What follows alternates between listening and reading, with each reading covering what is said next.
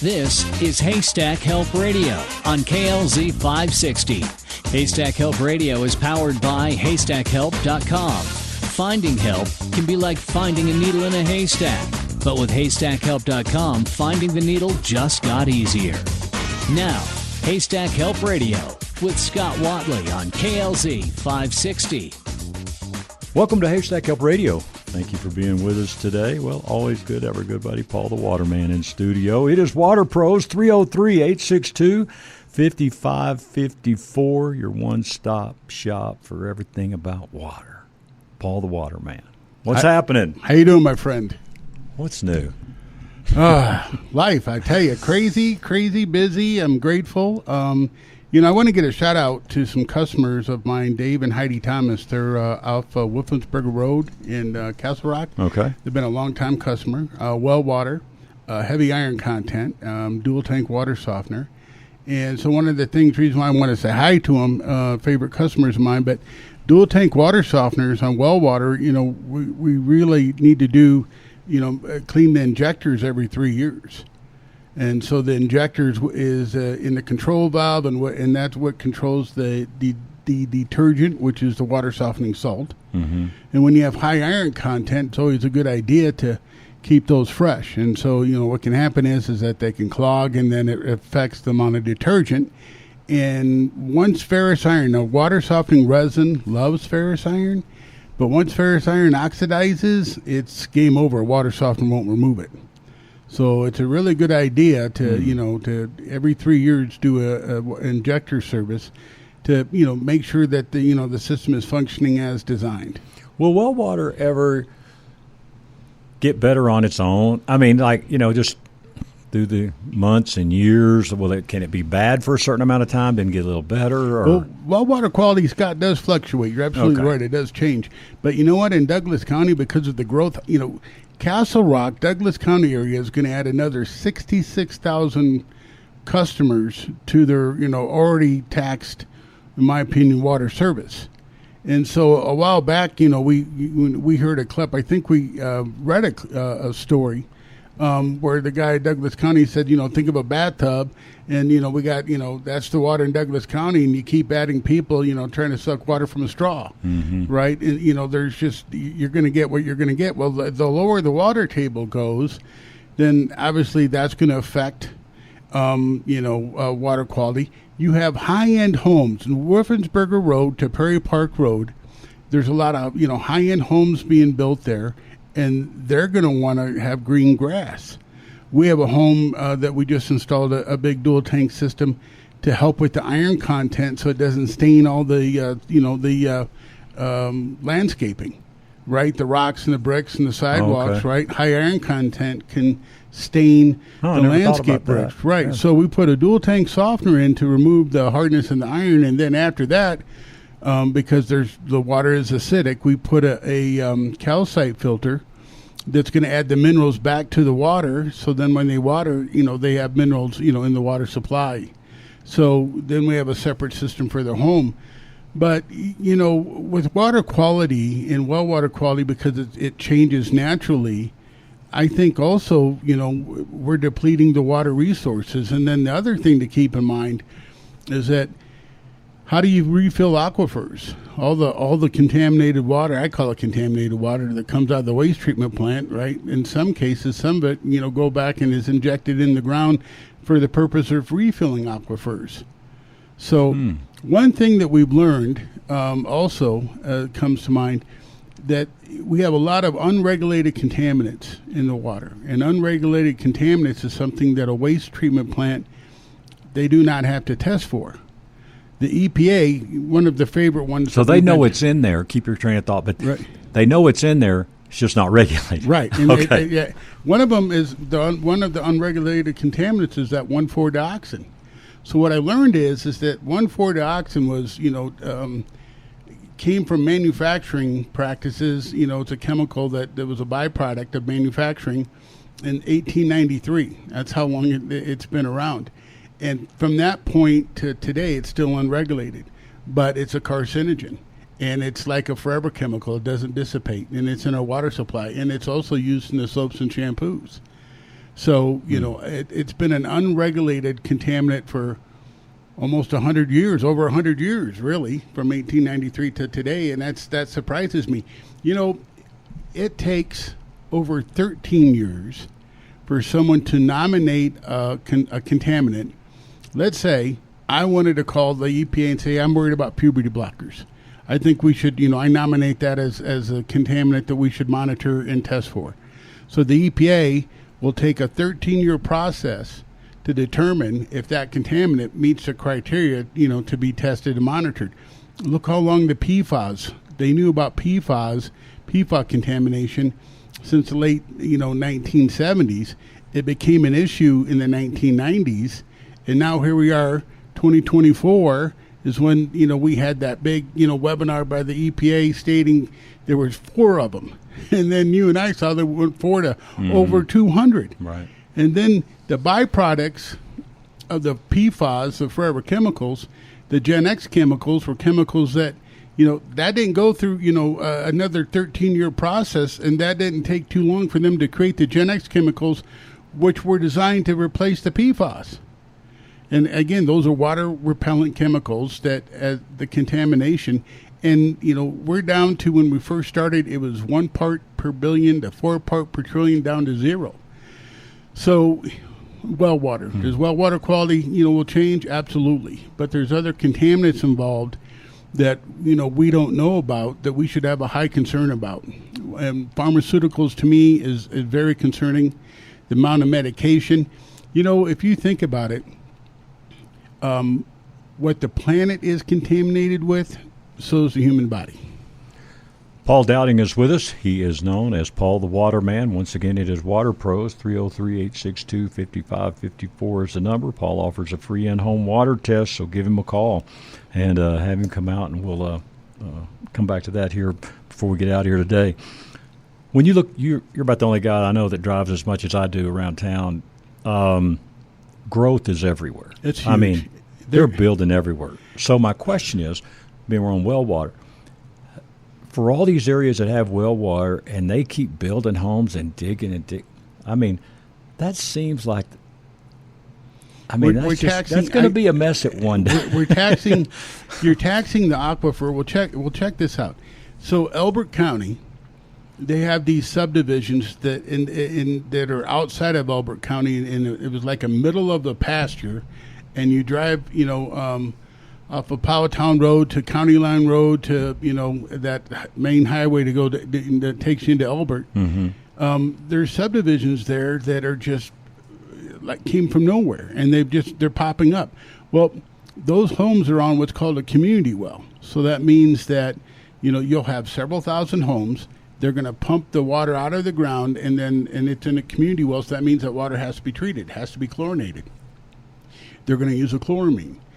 So those folks out there are being told we're on a community well. Well, that means nothing. You're basically city water. Community well is city water. I mean, everybody technically is on a community well. But they don't realize that it's the same as city water, so they're going to use the chloramine. So that means they'll have the chloramines in the water supply. So I went out to that new subdivision and did a water test and tested hot water, and sure enough, the high chloramine content coming from the hot water.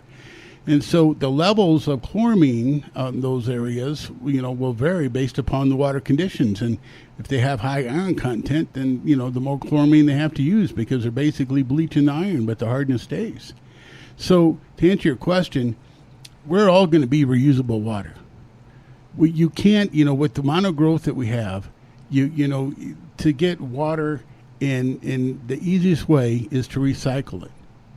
Instead of, you got to pump it out of the ground. Once you pump it out of the ground, you're going to put it in this really big holding tank. And as it's in this holding tank, you're injecting the chloramine as it's being fed to the customer. So their theory is, and the most cost-effective way is, well, let's just take the wastewater. We'll filter out the wastewater. When I mean filter, they'll remove the solids. And then they're going to inject it with a bunch of sanitizing chemicals and give it right back to the customer. So that's reusable water. And Douglas County is already at 35%, and pretty soon they're going to be higher than that. And one of my concerns, and I was talking to that, water treatment operator, and he told me point blank, they do not take in consideration the accumulation of any kind of contaminant when it's a recycled. They're not thinking that far. Mm-hmm. So what do we have? We have the PFAS, so forever chemicals. That's going to be a concern. And then, you've got the nanoplastics, the microplastics. That's another, concern. And then on a side note, you've got the biosolids, which is the human waste that they have to deal with. And when you take human waste out of the water in a waste treatment plant, what do they do with that human waste? Well, they give it away to farmers. And so right now, they're not testing the waste to see what levels of PFAS contamination there is.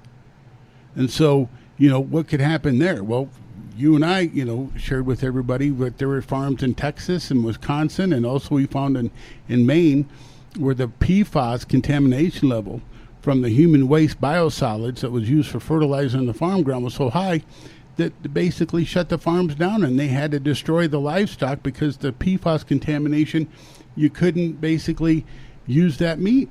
Right. So you have we have three main concerns that I think we really need to do at our level is get more involved with water districts. Water districts are different than like Denver Water, for example, or Denver Water is used and serves many communities, and then people in those Denver Water create water districts to help and they're appointed officials. We need to get involved and be a part of that board to see really what's going on and ask the questions about the quality of our water, because if you're not testing for pharmaceuticals and you want to go to a reusable water state, how do you really know what pharmaceutical contaminant? And I'm concerned about hormones in the water. I'm concerned about the puberty blockers in the water, and then we have the antibiotics issue. Mm-hmm. I wonder if they would tell, if we were to call Castle Rock or Elbert County and just say, hey, could we get a list of what you put in the water treatment facilities, to decontaminate water? I wonder if they would give you a list. They definitely keep track of that, Scott. So the World Health Organization in the 90s was screaming about trihalomethanes. So what that told me is that it tells me is that the World Health Organization probably was the one that nominated trihalomethanes as a carcinogen in the water supply, and the EPA finally regulated. Well, now trihalomethanes, it's hard to pronounce that word, is a byproduct of chlorination. And so that is a cancer-causing chemical. So we know that's in our water. Mm-hmm.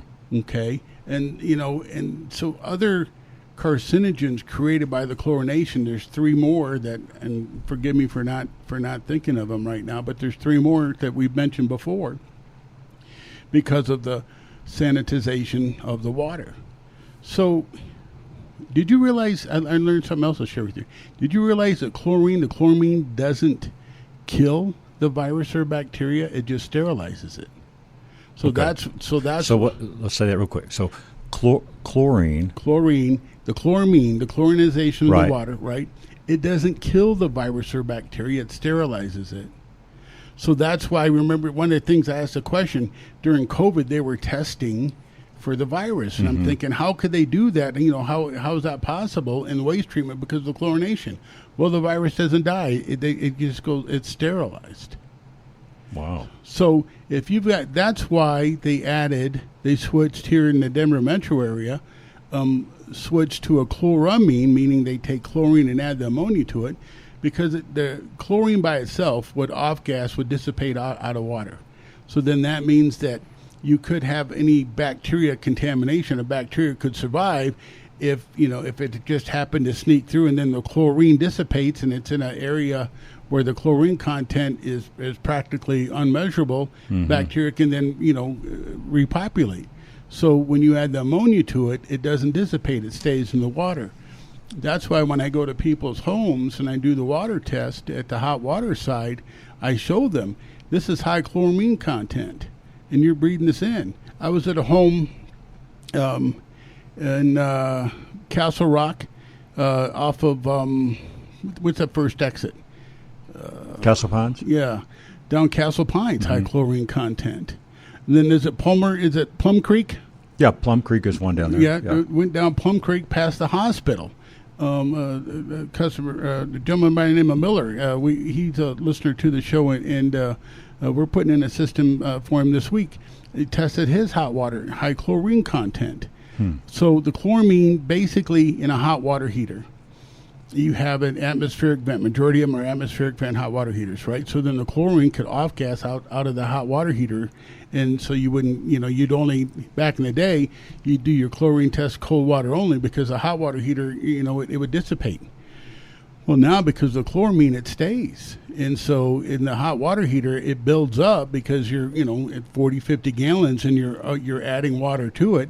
And so you'll get a higher chlorine content, total chlorine content, of the hot water heater. And I show that to folks because you don't want to be breathing that in the steam. Steam is something that you can breathe in the chloramines, you can breathe in the PFAS, in, pharmaceuticals. There is a question we heard about water distillers.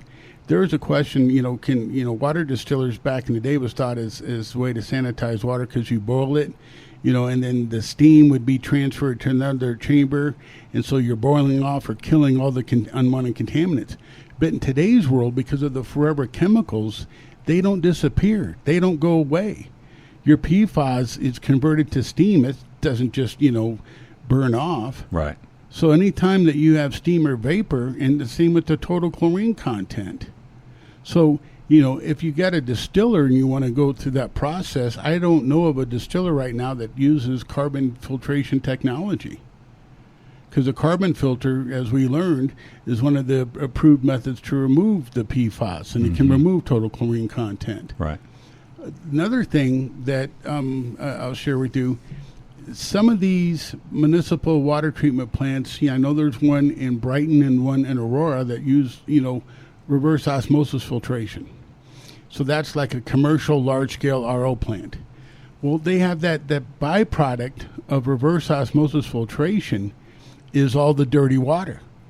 So that dirty water that they get from the reverse osmosis, so an RO system, let's say it takes 1 gallon of water to produce 1 gallon of purified water.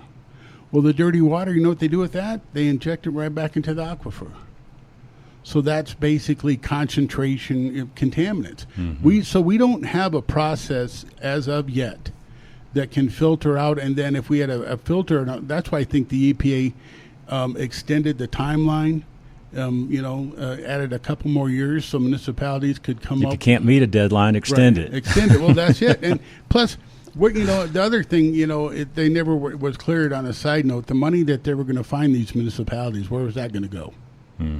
Right? I can only imagine. Sure. So, that's been extended for 2 years. Paul the Waterman is with us. It is Water Pros. Hey, give him a call, 303-862-5554. Let them know you heard them here on Haystack Help Radio, and we'd appreciate that as well.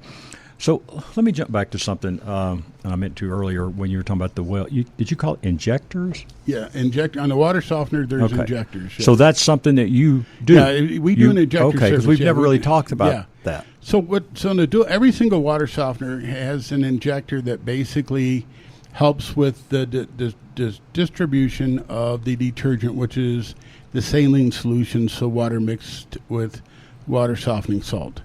And those injectors basically, so what a water softener doesn't have a motor on it to pump water, so it doesn't have a water pump. So what a water softener does is using siphons. So when a water softener goes through a backwashing process, it sends a little bit of water down the drain, and that water that it sends down the drain creates a siphoning that takes the water softening salt water out of the salt tank.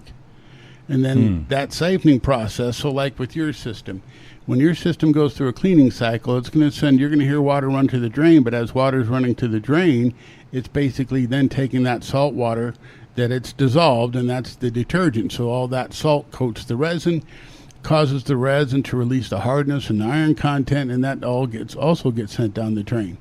So what the injector does is basically, it's like a little bitty filter, a little screen in there that helps, with that process. And one of the things that, is good maintenance is, every 3 years, those things should be, service should be replaced. Is this something that you would normally do on an inspection of a well, is check those, or is that something that would be extra? No, that's something that when something has been installed for, a long period of time, that's, and service is requested, that's the first thing we do. Cool. Hey, give them a call. I'm telling you, Paul just mentioned, he just referred to us, our system, and I'm telling you, it has been a game changer, giving us some great water to drink, ice cubes crystal clear, and hey, I don't miss going to the store and buying cases and cases of bottled water, all right? And this is something that is really, hey, we mention this all the time. If you can tell, about half our show will be kind of technical things, other things that'll seem like a medical show, all right? Because our water is having an effect on your health, and you know what? It is not a good effect. And you know what? You can just Google, Paul. We've done this before. Sometimes on a break, we'll just put in something in Google just to see what comes up.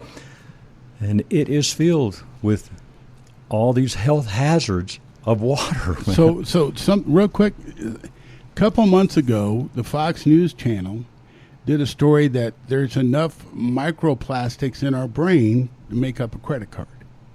Mother's Day weekend, they did a segment. Well, now the microplastics that they're finding in cadavers in the human brain make up a plastic fork. So, in a short period of time, it's increasing. So now they're saying the microplastics, can cause dementia.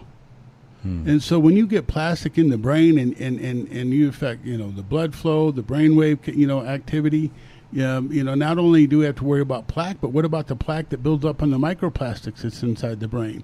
So that's another factor. And so they're recommending, stop using plastic containers. All our meat's wrapped in plastic. That's one source. We have it in our water supply. That's another source. And so they're definitely, recommending we need to go back to, when we use, remember, Scott, we use wax paper to wrap our sandwiches? That's the way it was for everywhere. Yeah, that's something, glass bottles were used. We need to go back. When we had glass bottles, we were recycling the glass bottles. The plastic it contaminated our landfills, it contaminated the oceans, but what's happened is that because plastics don't deteriorate, when they go through any kind of filtration system that's met with resistance, the plastic just gets smaller and smaller and smaller. It bounces off. And so now we're at the nano. Now, when you get the nanoplastic that penetrate the human body, that penetrate the brain, now we have, the human, reproductive organs. We have it in our heart. We have it in, our arteries, and we have it in the brain to the point, and I just mentioned this earlier, what really, if you think about it, what's really contaminating the earth contaminates us. Mm-hmm. We're not immune from it. And so, we've got really a triple whammy. We've got pharmaceuticals, we've got the forever chemicals, and we have the, the nanoplastics. Right. Reverse osmosis technology is something that we really can use ourselves at the point of use. I really think folks need to take the responsibility to start at home, like you and Victoria have an RO system. Mm-hmm. And what triggered that was the turbidity and the contamination. Mm-hmm. They were doing maintenance on your water lines. Yeah, they were. And then when they turned it back on, I was like, what in the world happened to our water? And I was at a home in Nunn, Colorado. They had turbidity. Turbidity is floaty dirt. And floaty dirt, basically, there's several levels of turbidity. And you should take a glass of water and it looked really clear. But when you sat it down on the counter, eventually that gray silt settled out of the water. I've seen turbidity where you couldn't see sunlight through the glass of water. It was really bad. But, so floaty dirt's another, issue, and that's a well water concern. I see it more out east than I have before, and I think because of the growth in the water usage, the water demand. There's only so much water you're going to have, and if a water level goes down, on an aquifer, then the quality of water is going to be different than when you originally started. Mm-hmm. All right, let's get to a few items that we can say, hey, there is light at the end of the tunnel, so to speak. Let's start with the point of use reverse osmosis. If you take your most popular system that you sell, and some systems can change because it may be a family of 6 people, it may be a couple. Mm-hmm. You know what I mean? So, mm-hmm. But just in general, what are we looking at for that RO system? So right now, we have the TC400 on sale. It's $900 installed. We have the, a really modern CLAC CWQC reverse osmosis. That unit's $1,300 installed. So, and that's... And the difference between those two is what? Well, for the $1,300 unit's designed for a family of 4 or more to keep up with demand. If it's just, just 2 people, the base RO is perfect. Then, it all starts with the water softener, because reverse osmosis units aren't designed to filter out hard water. Mm-hmm. So definitely want to, do the water softener. And then we also have the whole house conditioner that does both soften and filter the water too. Right. You have to think that with water hardness, if you have a refrigerator and you see the water calcium deposits build up on the water dispenser, the ice dispenser, then that little inline filter isn't doing anything, and water hardness eventually overtakes it. And, with the water softener, by removing the calcium out of the water, then you allow water filters and, the reverse osmosis to operate as designed. When you talk about that buildup on your water spigots and all, when you think of how hard that stuff is, right, the colors of it and all, and then you can imagine getting back to our health and what it's doing to our pipe, so to speak. Right. Well, calcium, there's no minerals in water. Water is inorganic, and the inorganic minerals in water your body does not absorb. So the calcium, Alan E. Bannock, the doctor, that little pamphlet that we were handing out to folks, basically studies showing that, calcium can, build up and create gallstones, kidney stones. We've had a family friend where we had calcium, build up around her heart, her heart valve. So calcium in water is not a nutrient that your body absorbs or uses. Right. So in hard water, affects other filters. And for example, if you have hard water buildup in reverse osmosis, and that reverse osmosis wants to take out the nanoplastics are going to run into that hard water that build up in the RO filter membrane and only become smaller and pass on through. That's why the bottled water industry, because of their manufacturing practices, had that, nanoplastic contamination issues, because they ran hard water through RO membranes. They're not designed to do that. And so then the plastic issue, they got smaller and smaller. Right. And all your products are made in the good old USA. Appleton, Wisconsin. All right. Paul, thank you very much, sir. Thank you for appreciate your time. Being here. It is Water Pros, 303-862-5554. Hey, give them a call. Let them know you heard them here on the show. We'd appreciate that as well. And but hey, most likely Paul will be the gentleman that rings your doorbell and come in, do your free in-home water test, see what's going on with your water. And again, whether you're on well water or just municipal water, hey, he can help you. All right, and I'm telling you, as I said, it's a game changer for you, so I hope you'll give them a call today, 303-862-5554. This is Haystack Help Radio. With rates dropping, are you asking yourself, when should I buy my next home? Or when should I refinance? How can you be sure to get the lowest rate and save the most? Take AIM, Affordable Interest Mortgage, 720-895-0500. We've been answering those questions for over 23 years in Colorado. Always low rates, lower fees with no games. We listen to make sure you have the best loan with the most savings. Take AIM, 720-895-0500. Want an FHA streamline?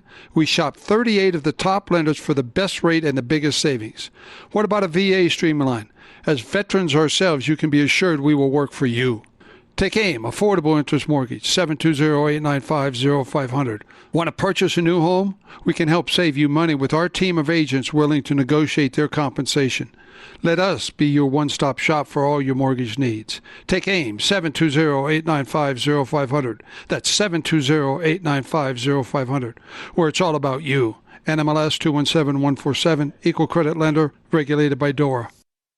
Hey, Dan, our jobs are pretty different. I'm a baseball announcer, you're an attorney and a talk show host. Yeah, but we do have something in common. Really? What's that? Our favorite car dealer, Len Lyle Chevrolet. Yeah, definitely not your typical dealership. That's so true, Jack. No high-pressure sales tactics. They respect your time. And when you have 2 jobs, that's important. I'd recommend Len Lyle Chevrolet to anyone. And with their low overhead, that means lower prices. Yeah, we really do have something in common. Len Lyle Chevrolet. Go east and pay the least. Chevy, find new roads. Riding an e-bike will make you feel like a kid again. Just try it. Hi, I'm Randy Crancy, founder of E-Bike of Colorado. E-bikes are a fun way to ride around town. Pedal assist technology flattens the steepest hills. We have 14 major brands to choose from, and our expert staff will find you the perfect bike. Come take a free test ride at E-Bike of Colorado in downtown Louisville next to the historic grain elevator. Open 7 days a week from 10 a.m. to 7 p.m. Learn more at ebikeofcolorado.com. Just try it. Would you like to get outdoors and enjoy a walk, hike, or other adventure with your dog, but worry your dog's behavior in public could be a problem? If this sounds like you, the Hiking Hounds class at Lone Tree Veterinary Medical Center might be just what your dog needs. Hey, this is Scott Watley, and right now you can sign up for Hiking Hounds and get a 10% off discount through May 31st. This fun 6-session class will explore local parks, dog-friendly stores, nearby trails, and more. Your dog will learn appropriate leash walking, walking at your side, staying on trails and walkways, better focus in distracting places, properly passing by other dogs and people, coming to you when called, and listening to you when you ask. Don't keep your dog waiting for new adventures this summer. Just call 303-708-8050 and schedule your pet's Hiking Hounds class today. That's 303-708-8050. Visit them online at LoneTreeVet.com. Lone Tree Veterinary Medical Center. It's the place where my pets go. You're listening to 560 KLZ, your home station. Welcome to Your Health Matters, sponsored by Integrated Health Systems. Traditional medicine has left you frustrated. You've seen doctor after doctor searching for answers, only to feel more confused than ever. Chiropractic neurologist Dr. Shane Stedman, along with his team at Integrated Health Systems, does the detective work you need to identify causes, not just treat your symptoms. Using a team approach to combine functional medicine with neurology, Integrated Health Systems spends the necessary time with each client to find out what's really going on. Thanks to Dr. Stedman and his team, many clients who struggle with debilitating health issues have finally found relief. Now, Haystack Help Radio proudly presents Your Health Matters.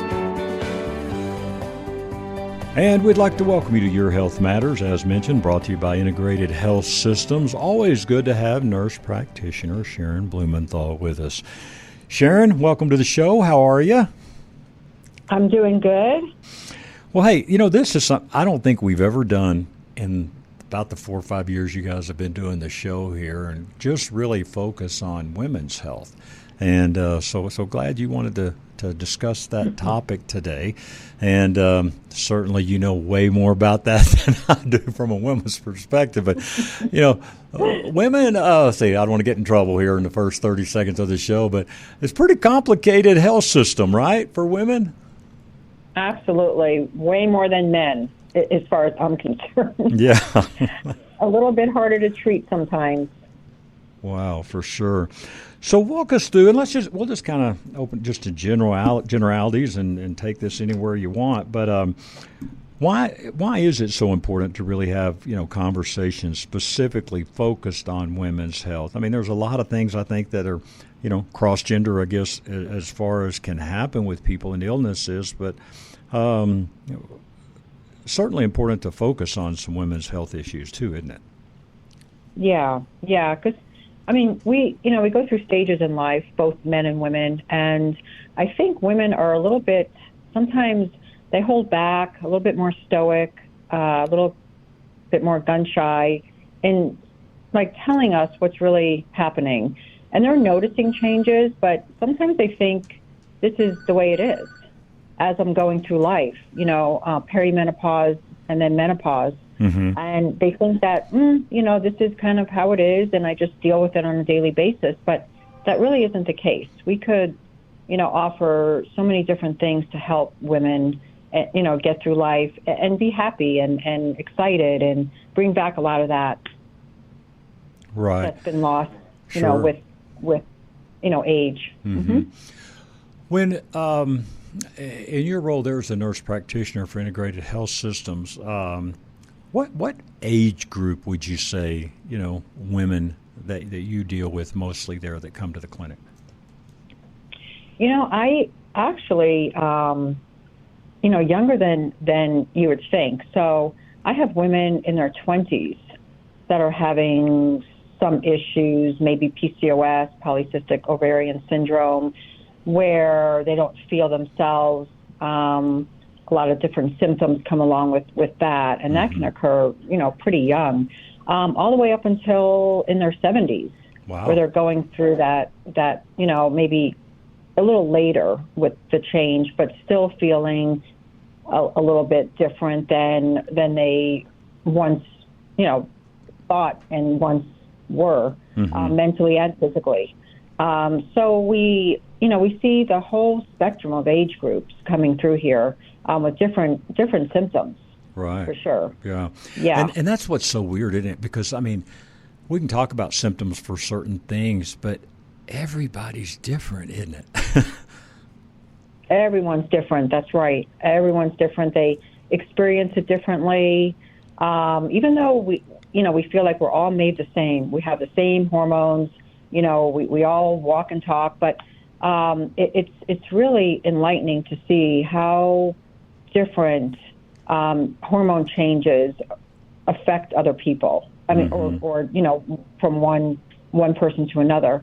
So I like to, first, of course, meet them and then talk about what their symptoms are. And sometimes they like to open up personally to me as opposed to maybe their spouse or friends.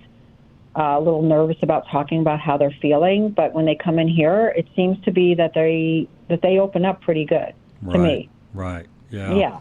Mm-hmm. Sharon Blumenthal is with us. She is a nurse practitioner for Integrated Health Systems. Their number is 303-781-5617. Always a free initial consult as well, no matter what our topic is for each week we do the show. But once again, the number is 303-781-5617. So what are some of the most common things you see there, health concerns that women are facing today? And as you mentioned, they go through different stages through life, too. So, wow, this could be a long answer, but take your time and just kind of walk us through some of these common health concerns. Right. So, excuse me. So what I'm seeing mainly is the first big one that seems to be across the board is fatigue and low energy levels. Mm-hmm.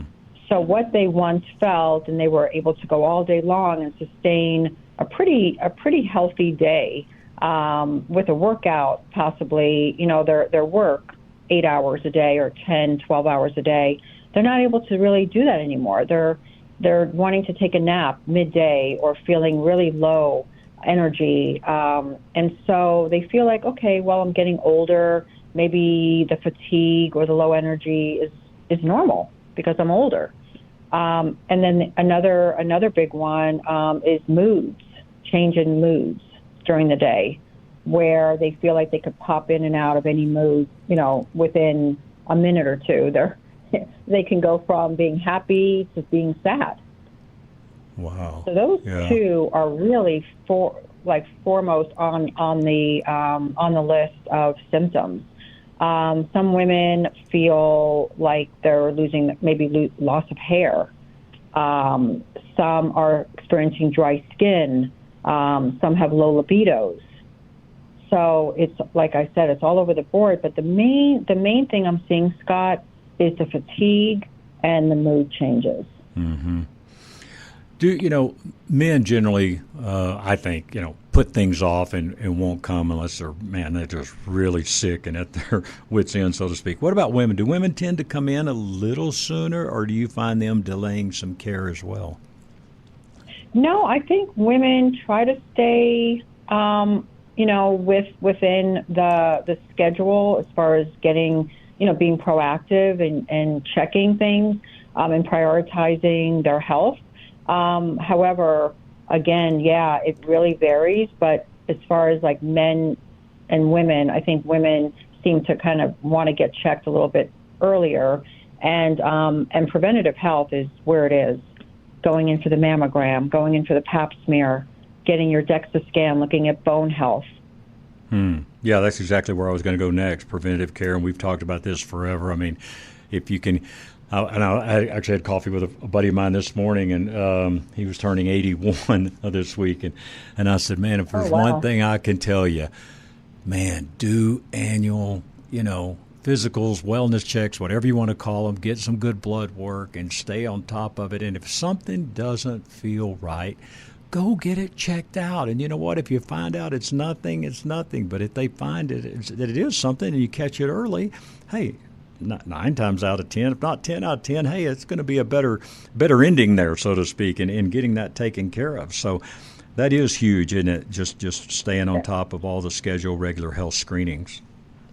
That's right, and that'll save so much. And so they have different like a task force, a U.S. Preventative Task Force, Services Task Force, recommends mammograms every 2 years starting at age 40.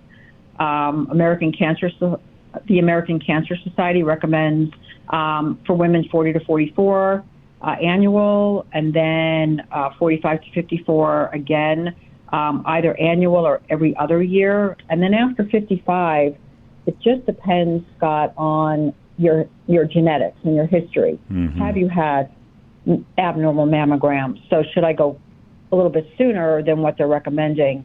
And then do I have a genetic disposition for breast cancer? So, but mammograms are so important. And again, age 40 now. So it keeps getting set back. Colonoscopies, age 45 now.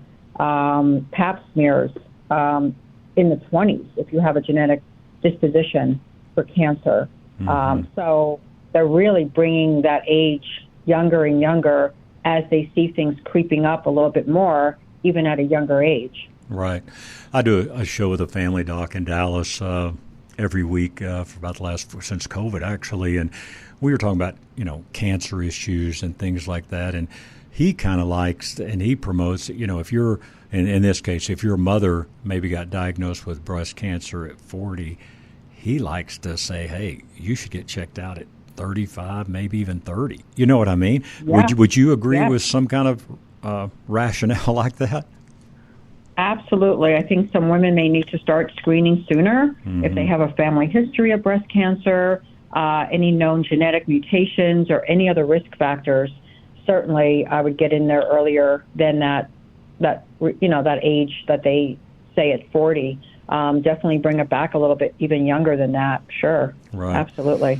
Again, if you're just joining us, Sharon Blumenthal is with us. She is a nurse practitioner for Integrated Health Systems, and you've heard Sharon on quite a bit talking about their IV therapy and a lot of things that she does on a day-to-day basis. We got a little time. Talk about that just a second, and we'll get back to our topic here. But when I said that, I was like, wow, you do cover a lot of things there in the clinic. Kind of walk us through on a day-to-day basis what all you do.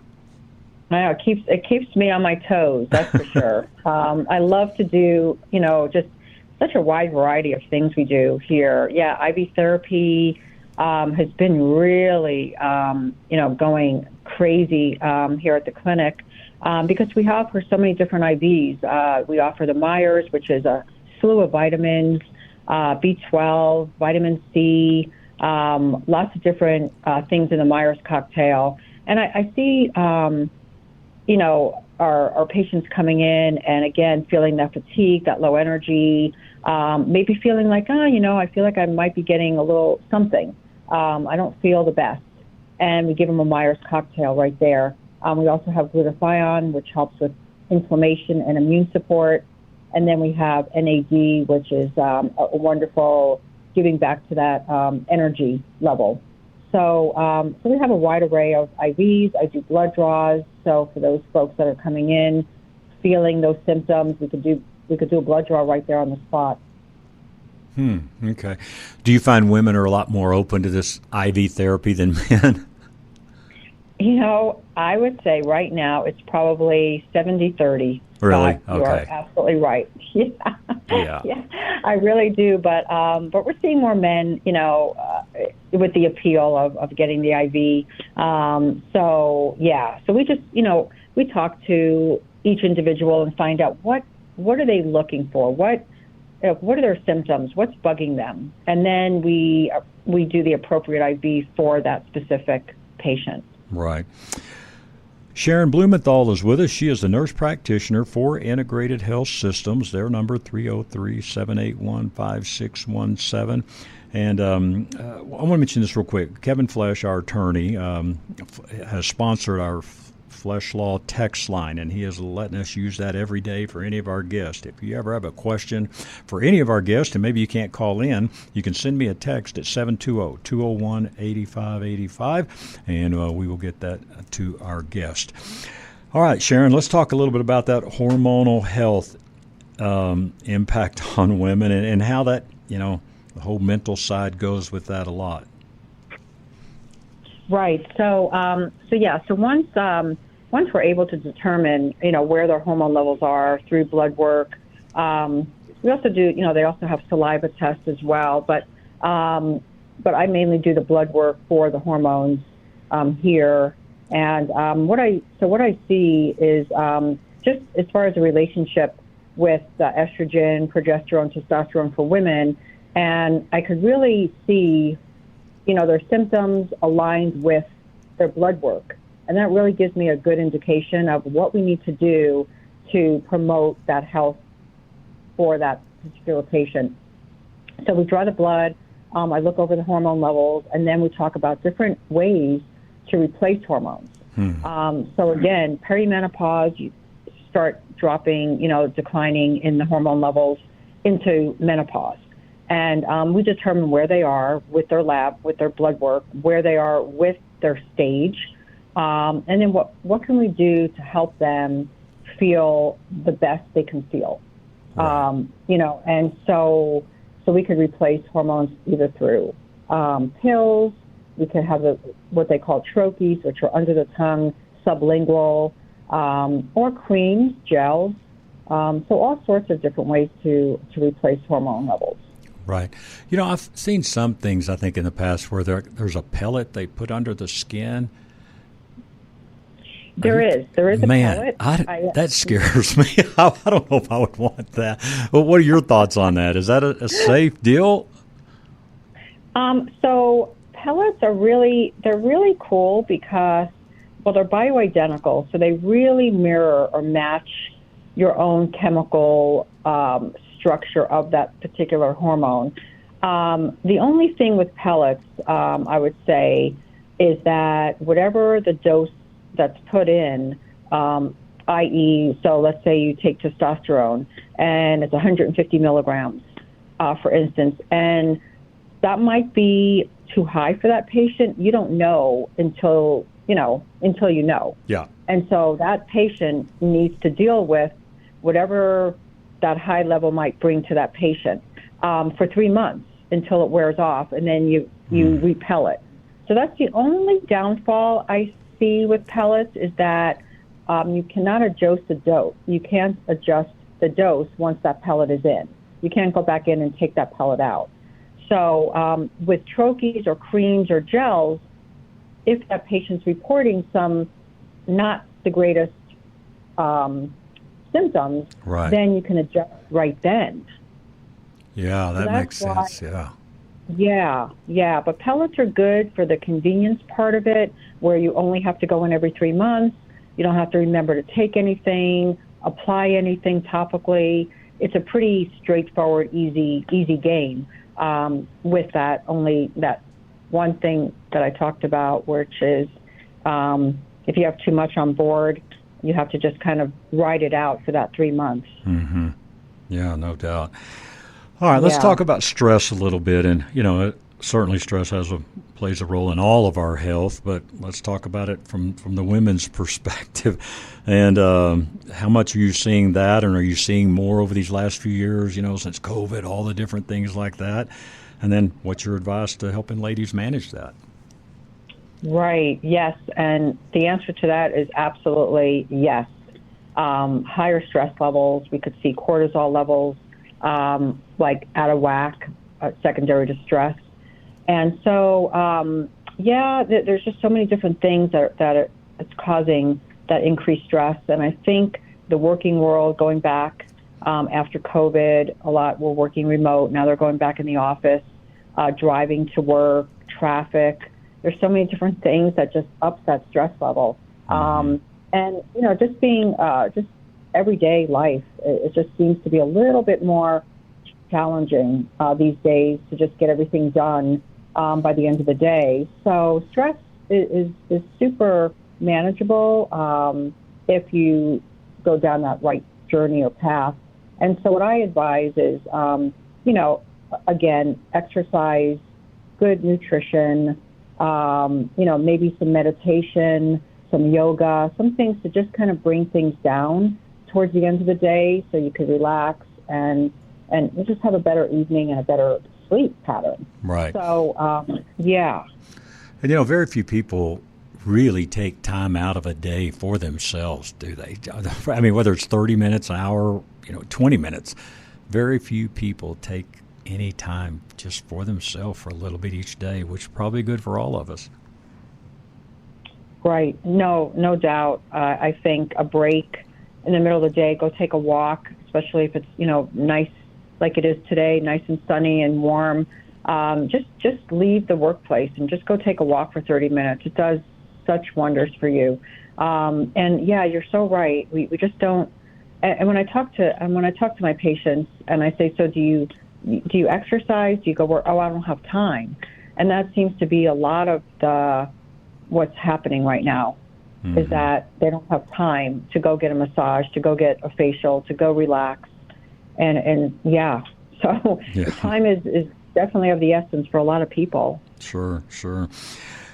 It seems like years in doing the show and talking about autoimmune diseases, things like that, women seem to be at a higher risk for certain conditions like this. Do you see that in the practice there at Integrated Health Systems? I do. Yeah, especially some thyroid, Hashimoto, some thyroid issues. We're seeing quite a bit. So, so that's another, like MS is one of those that, autoimmune that seems to be on the rise. And I think a lot of that, again, is how we live every day and the stress levels and the deficiencies in our bodies with vitamins and good food and good nutrition because we're in a hurry and we don't take the time to do that for ourselves. But preventative and being proactive and all of those things, Scott, I can't stress it enough. It's so vital. Right. Yeah, Elizabeth, I had Elizabeth on, the nutritionist there last week, and we were talking about some different things. And I don't know if there's ever been a health topic we've talked about on the show that somehow doesn't come back to diet and exercise, and those are common things that doctors end up saying, but it's so crucial. And I think we all just got to take the time, because we've said this many times, once you get a diagnosis of something that maybe change your life, then that doctor, is going to be controlling your life with what you need to do. And right now, if you still have the ability to take control of your health and just doing some simple things with maybe better diet, like you say, getting out for a walk, you don't have to run a marathon to get exercise, just getting out for a walk and stay moving is going to be healthier for all of us, isn't it? That's right. It's like the steps. Like you said, you don't have to get out there and swim 2 miles or go on the rower for an hour. It's just moving. It's just moving all the time. Just being cognizant of that, not being too sedentary. Every day. If you're in an office job, on lunch break, or take a 15-minute break and just walk up and down the stairs in your office building. I mean, simple things like that you could do throughout the day will really help, long term. Yeah, absolutely. Look, we've got about 2 or 3 minutes here. Let's talk a little bit about the IV therapy side of things and maybe some things that, and I realize they could work for men and women, but what are you really seeing that's super popular for women right now in the IV therapy world? I see a big push for glutathione. And so I had just quickly, I had a patient, just an example, and she has been coming for about a good eight months, maybe a little longer, consistently getting glutathione IV. And she came in initially with flip-flops. That's all she could wear is flip-flops because her feet were so inflamed. And so she would go everywhere with flip-flops, no matter where she would go, out to a restaurant, to a celebration. And she was, very concerned about, wearing flip-flops even in the winter. Mm-hmm. And she came in the other day, no joke, Scott, with tennis shoes. And I said, oh, my gosh, you're actually wearing closed-toed shoes.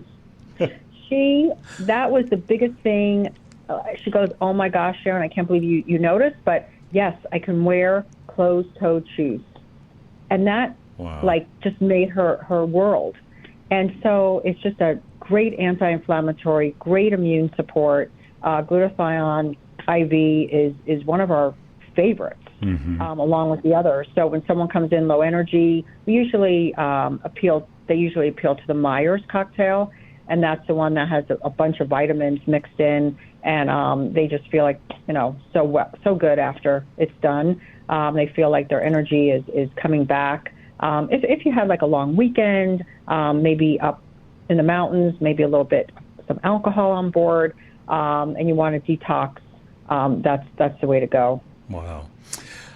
Well, Sharon, always good information. And folks, hey, look, maybe you're thinking, wow, I didn't get a physical this year yet. It's time to do that. And I tell you, I love doing the blood panel that you guys offer there. Matter of fact, my wife just did it here this last week, and is seeing Dr. Stedman today. So hope I didn't violate a HIPAA rule there. But anyway, nice. But no, I'm kidding. But it is something. Just take control of your health and get some good blood work. Get things checked out, and if something doesn't feel right, hey, the takeaway from today's show is this: if something doesn't feel right, get in and get it checked. But you know what? At Integrated Health Systems, they deal with a lot of different issues there, and if you've been searching for answers, haven't been able to find them, highly recommend Dr. Stedman and the crew there at Integrated Health Systems, and Sharon will be glad to help you if you're interested in the IV therapies as well. The number is 303-781-5617. So, Sharon, thanks for your time, and we'll look forward to next time you're on with us. All right, Scott, thank you so much. I really appreciate that. And again, come on in and get checked out. Absolutely. Thanks for being with us today for Your Health Matters. Once again, that number, 303-781-5617. Always a free initial consult. Just mention Your Health Matters. So thanks for being with us. Enjoy the rest of your day, and leave it right here on KLZ 560. Call Integrated Health Systems now for a free consultation. 303-781-5617. That's 303-781-5617. To book your consultation online, visit integratedhealthdenver.com. Thank you for listening to Your Health Matters. Be sure to join Dr. Shane Stedman live every Monday at 12:30 p.m. on KLZ 560. The views and opinions expressed on KLZ 560 are those of the speaker and do not necessarily reflect those of Crawford Broadcasting, the station, management, employees, associates, or advertisers. KLZ 560 is a Crawford Broadcasting God and Country station.